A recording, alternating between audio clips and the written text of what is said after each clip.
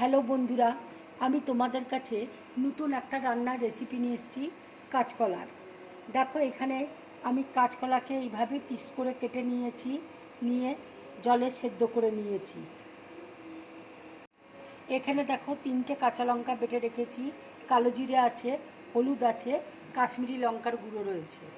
কড়াই দেখো তেল দিয়েছি, এই রান্নাটা আমি পুরো সরষের তেলে করছি। কড়াই দেখো তেল দিয়েছি, এবার কালো জিরে ফোড়ন দিচ্ছি।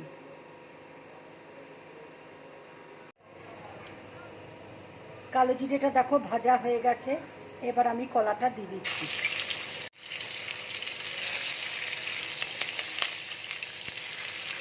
এবার দেখো আন্দাজ মতো আমি নুন দিয়ে দিচ্ছি।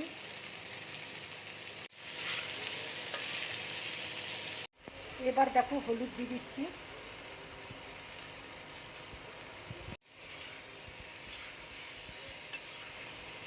এবার দেখো কাঁচা লঙ্কা বাটাটা আমি দিয়ে দিচ্ছি। জল দিয়ে দিচ্ছি, কাশ্মীরি লঙ্কার গুঁড়ো দিয়ে দিচ্ছি।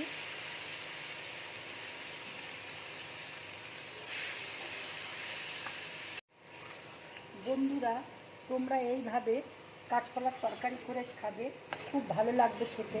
এটা গরম ভাতের সাথে খাবে, ভীষণ ভালো লাগবে খেতে। এবার দেখো ধনে পাতা একটু দিয়ে দিচ্ছি।